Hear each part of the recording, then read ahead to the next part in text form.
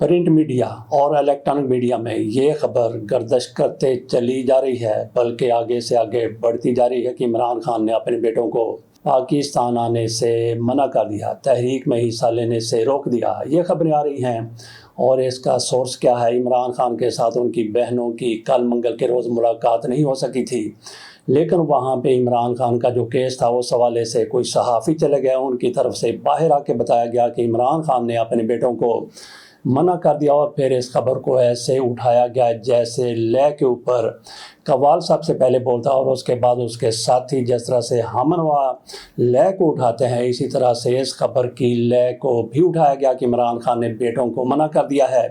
तो सूरत हाल ये सामने आई है कि इमरान खान से पूछा गया कि आपके बेटे पाकिस्तान आकर तहरीक में हिस्सा लेंगे, जिसका ऐलान इमरान खान की तरफ से कहा गया है कि 5 अगस्त को तहरीक शुरू की जाए, 5 अगस्त को मुजाहरों का सिलसिला शुरू किया जाए। तो इस पर इमरान खान की तरफ से कहा गया कि उनका बाप ही काफ़ी है। तो इसको फिर अपनी तरफ की खबर बना के दुनिया के सामने रख दिया गया, इलेक्ट्रॉनिक मीडिया पर, उसी तरह से प्रिंट मीडिया पर। तो इमरान खान की तरफ से कहा गया कि उनका बाप ही काफ़ी है तहरीक चलाने के लिए। तो इमरान खान जेल के अंदर हैं, जेल के अंदर रहते हुए भी उन्होंने इनके रजीम के नाक में दम कर रखा है।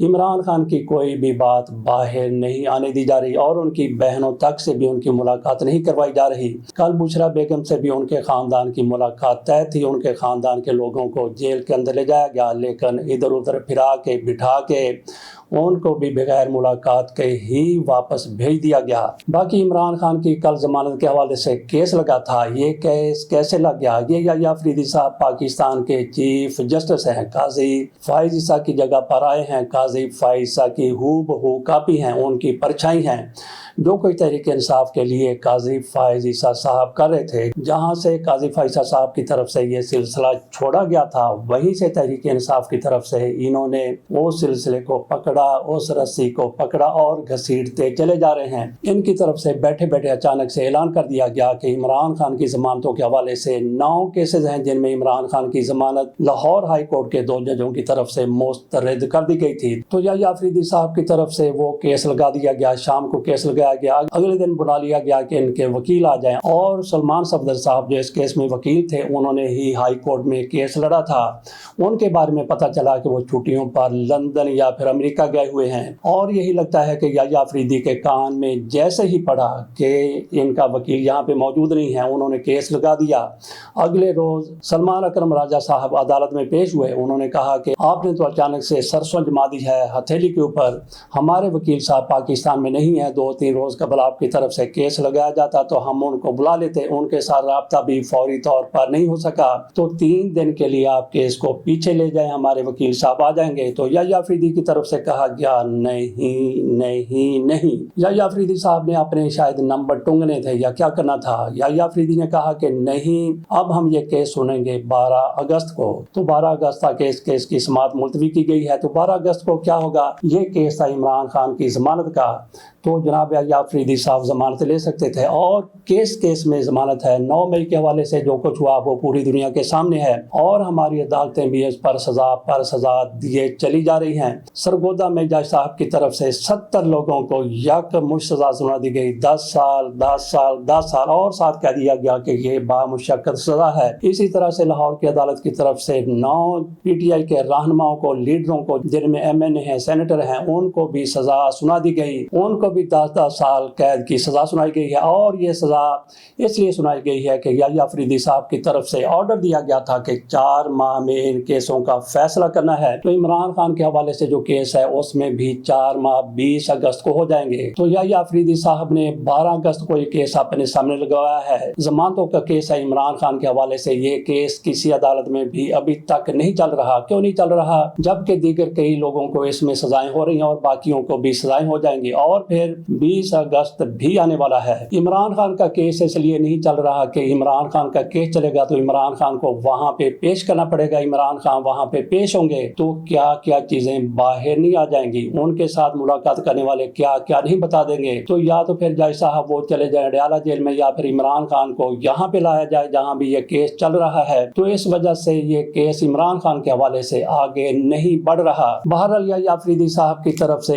एक ड्रामा किया गया, एक नाटक किया गया। 12 अगस्त को देखते हैं कि याह्या अफरीदी साहब क्या करते हैं। पहले ये 2 जज साहिबान बैठे थे जिन्होंने ये केस सुना था और 2 ने ही ये समाअत की थी। एक थे जनाब शफी सिद्दीकी साहब और दूसरे को याह्या अफरीदी साहब थे। अब इसमें एक और जज को भी शामिल कर लिया गया है, वो है गुल हसन औरंगजेब साहब, और ये एडहाक जज हैं। इस्लामाबाद हाई कोर्ट से उनको एडहाक जज के तौर पर वहां पे ले जाया गया है। साथ हम ये भी बात कर लें कि 2 एडहाक जज साहिबान और भी थे जिनको काजी फाइज ईसा साहब लेके आए थे और इन्होंने याह्या अफरीदी साहब ने उनको आगे कंटिन्यू करवाया था, और वो थे सरदार तारक मसूद और उनके साथ थे मजहर आलम मियां खैल साहब। काजी फाइसा की तरफ से 2 और जजों को भी नामजद किया गया था। एडहाक जज के तौर पे उनमें मकबूल बाकर थे और मुशीर आलम थे। मुशीर आलम और मकबूल बाकर की तरफ से कहा गया कि नहीं, हम एडहाक जज के तौर पे सुप्रीम कोर्ट में नहीं आना चाहते, क्योंकि जैसे इनके नाम सामने आए तो इनकी लोगों की तरफ से, कानूनी हलकों की तरफ से और सोशल मीडिया पर ऐसी धूड़ पटी जाने लगी कि इन्होंने कहा कि तौबा, हम एडहाक जज के तौर पर काजी फाइसा के साथ नहीं बैठेंगे। जबकि मजहर आलम मियां खैल साहब की तरफ से भी माजरत कर ली गई, लेकिन काजी फाइसा ने जब इन पर कोई थोड़ा सा दबाव डाला और उनको कोई दिखाया भी, कोई सुंघाया भी, तो ये मान गए। बहरहाल इन 2 की 1 साल की मुद्दत पूरी हो गई और ये ख्वाब लेके आए थे। काजी फाइसा साहब होते तो ताहयात वो भी चीफ जस्टिस पाकिस्तान रहते और ये भी उनके साथ ही ताहयात एडहाक जज के तौर पर काम करते रहते, लेकिन याह्या अफरीदी की तरफ से इनको बड़े तुमतरा के साथ, बड़े प्रोटोकॉल के साथ सुबुकदोश कर दिया गया। तो यहाँ पे ये बात करनी है कि इन्होंने आखिरकार इस व्यापार से क्या खट लिया है, इन्होंने कितनी कमाई कर ली होगी, लेकिन साथ ये भी है इन्होंने अपना नाम कितना रोशन कर लिया। जिस तरफ भी देख लें इन पर एक तरह की लोगों की तरफ से तनकीद हो रही है, इसको हम फटकार तो नहीं कहते, लेकिन जिस तरह से तनकीद हो रही है उसको यही कहना मेरा ख्याल है कि बेहतर है। तो इन्होंने इस दौरान क्या कमा लिया, मेरा ख्याल है कि इनकी 14 लाख या 15 लाख या 20 लाख रुपए तनख्वाह थी। एक तनख्वाह ये थी और इसके साथ साथ पेंशन भी ये इतनी ही ले रहे थे। तो ये इन्होंने कमाई करने के बाद ये अपने घर जा रहे हैं, खास काम जहां पाक यही कहा जा सकता है इनके हवाले से। बाकी इमरानियों के हवाले से भी बात कर लेनी चाहिए। इमरान खान के साथियों को जो 9 मई में मुलव्वस करार दिए गए थे, उनको एक को 10 साल कैद, दूसरे को, तीसरे को 79 को 79 को 10 साल कैद की सजा सुनाई जा चुकी है और आइंदा चंद रोज में भी कई केसेस में ऐसी ही सजा का इम्कान है। यहाँ पे हमें जायजा लेना है कि फौज की तरफ से भी कुछ लोगों को सजा सुनाई गई थी, उसमें भी ज्यादा से ज्यादा सजा थी 10 साल की, लेकिन उसमें किसी को 2 साल की कैद भी थी, किसी को 1.5 साल की थी, किसी को 3 साल की थी। तो इससे थोड़ा सा मवाजना कर लिया जाए कि कौन सी कोड इमरानियों के लिए बेहतर ही है, फौजी कोड या फिर काजी कोर्ट, क्योंकि आज की जो कोर्ट है वो काजी साहब की अदालत का ही तसलसल है। काजी साहब की रूह वहाँ पे बैठी हुई है, काजी साहब जो कुछ कर गए उसी तरह से मामलात आगे चलते जा रहे हैं। शेर चीनी खा गया, ये किसी और ने नहीं कहा बल्कि ऑडिटर जनरल की रिपोर्ट में कहा गया। उन्होंने कहा कि जिस तरह से चीनी बरामद की गई है, बरामद करने से पहले कीमत थी 143 रुपए, लेकिन आज कीमत है 173 रुपए। और यहाँ पे ऑडिटर जनरल अपनी रिपोर्ट पेश कर रहे थे। पब्लिक अकाउंट्स कमेटी को ये भी बताया गया